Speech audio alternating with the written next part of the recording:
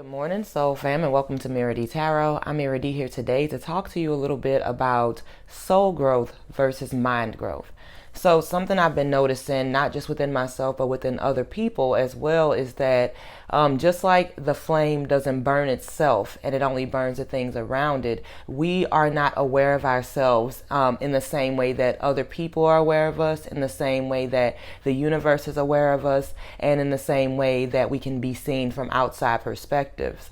And so what happens is a lot of times we do a lot of internal growth and we do all this purging and we do all of this like leveling up.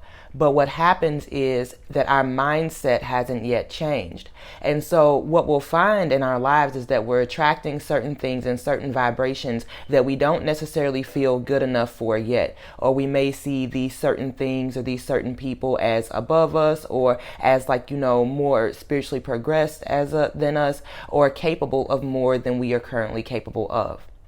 Now, I say all this to say that the ego, the mind, really is the only thing that keeps us trapped in our current situations, in our current states of mind, in our current circumstances. And also, while it takes being patient with transmuting those things and recognizing those things, a lot of us are living below what we actually deserve and what we're actually capable of, because we have these attachments to the past, these attachments to our identity. And yes, when we shed our identity, it does feel like we're going to die, because we've built this as a reference to who we are, when who we actually are as a soul is infinite, is expansive, is ever changing, is creative, is growing. It's not meant to stay in one form.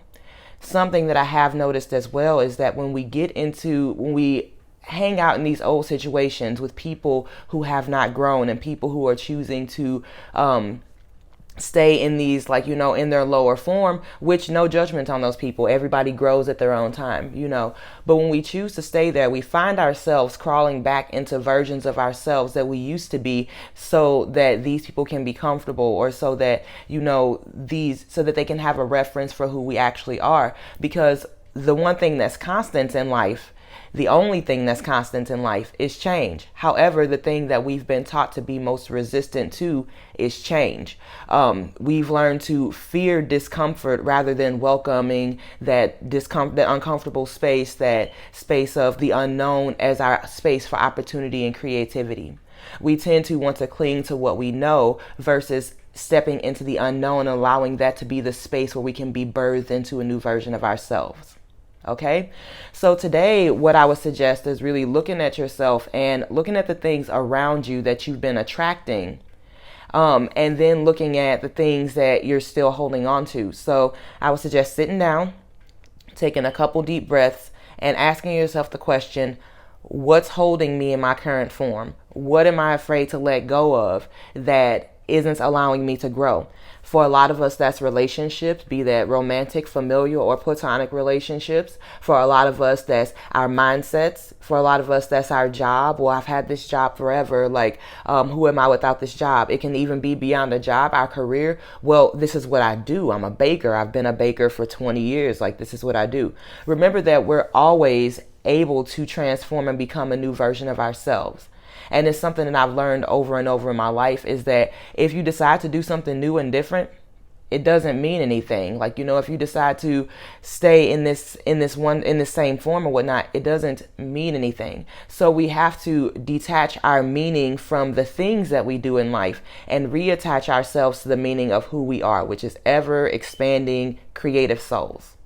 Okay?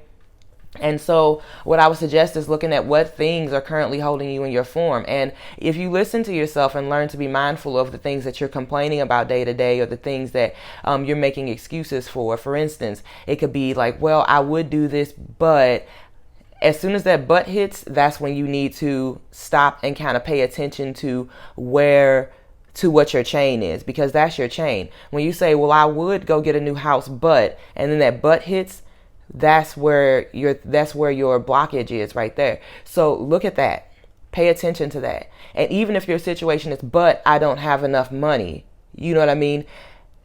As that's the contractive aspect of that. and you're letting your current situation define you. This is the mindset that where you are right now is indicative of what you're capable of. Everything that you have right now was once something that you dreamt into reality, was once something that you wanted, was once something that you craved and that you brought here onto this plane. And whether that be positive things or negative things as well. And we'll get into that in just a second. But when you hit that but, okay, but I don't have enough money, your next thing should be, okay, well then how can I create the circumstances that allow me to create and obtain what it is that I want? And 9 chances out of 10, what will happen is, first off, you're going to really feel a lot of resistance because the ego is stuck to this idea that, oh, well, this is the way it is. And the ego's job is just to keep us safe. But what we can use the ego for as a tool is to look at where we what our limitations are. What the limitations are that we put upon ourselves. And so we are meant to create, y'all. And so when it comes down to it, like I said, look at that situation and say, okay, well, how can I create? How can I create the circumstances? And it will take a lot of letting go, and it will take a lot of being uncomfortable. But the new norm is being uncomfortable. Getting ourselves in a position where we're comfortable being uncomfortable. Okay?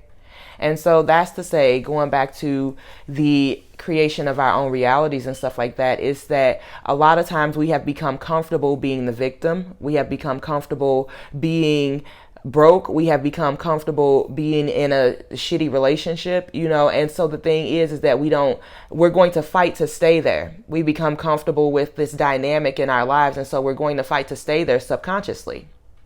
And so our subconscious is the part of the brain that is like a tape recorder. So by the time you're 7 years old, your dating patterns, how you view the world, how your nervous system, even on a physiological level, how your nervous system is formed and how you react to stimuli, how you receive stimuli is already formed. But we have the power to change that.